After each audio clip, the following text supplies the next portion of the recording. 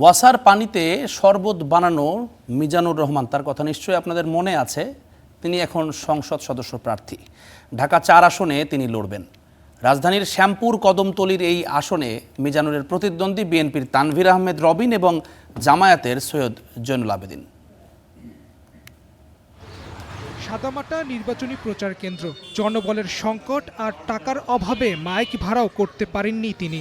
এভাবেই চলছে মিজানুর রহমানের ভোটের প্রচার। মিজানুর মনে করেন দেশের বিভিন্ন ইস্যুতে তিনি ছিলেন বলিষ্ঠ ভূমিকায়।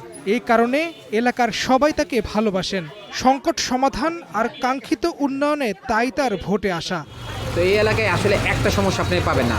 এই এলাকায় জীবনযাপন করতে গিয়ে যা যা দরকার প্রত্যেকটা ক্ষেত্রে আমরা ভুক্তভোগী, প্রত্যেকটা সংকটের মধ্যে দিয়ে আছি। এবং নির্বাচিত যদি হয় তাহলে এটা আরও প্রকার বলবো, যদি না সরকার শোনে, সরকারকে শোনানোর জন্য যেই গণতান্ত্রিক প্রক্রিয়া আছে, কঠোর প্রক্রিয়া আছে, সেই কঠোর প্রক্রিয়ার মধ্যে আমরা গিয়ে এই অঞ্চলের মানুষের মুক্তি অবশ্যই আনবো। এলাকাবাসীও মিজানুরকে সৎ ও প্রতিবাদী হিসেবে চেনেন। যে কোনো প্রয়োজনে তাকে পাশে পান সবাই। ভরসা পেতে নিজেকে হতে হয় পাতের মতো দৃঢ়, ঠিক যেমনটা জেরুসালেম।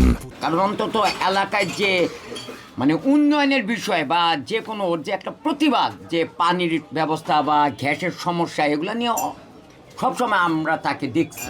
হ্যাঁ, খুব ভালো লোক, সৎ লোক, এলাকার জন্য অনেক কাজ করছে। পাশে একটা আসলে মানুষকে ডাক দিতে হয়, উনি ডাক দিতে হয় না, দেখা মাত্র উনি যায়।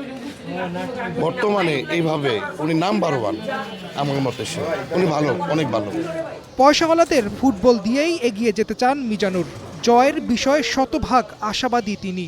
নির্বাচিত না হলেও এলাকার সমস্যা সমাধানে আজীবন লড়ে যাওয়ার অঙ্গীকার মিজানুর রহমানের।